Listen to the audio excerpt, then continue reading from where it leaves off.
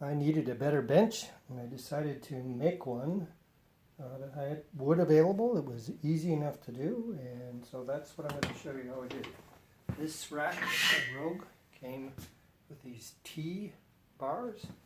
I'm going to use them as the main support for the bench, and it's a pretty simple design. I have a big heavy piece of maple. I cut a notch in the end and just slips in here over the top of the pins. I only had one spare piece of maple, so I made a second one that looks like this. Well, it doesn't need to be as strong down here where I sit. Same deal though, it sits on top of that pin. And then here is the bench. It's a bunch of 1x10s screwed together, boards I had laying around, and a piece at the end, which I'll show you how it works.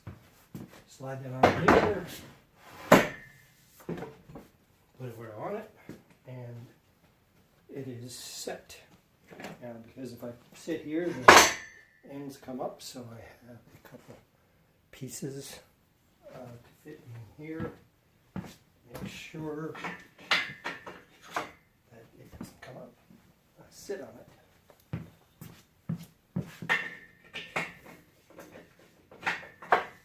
And that's all there is to it. Pretty simple. When it's not in use, it will go away, and I can sit on it easily, lay back, and bench press.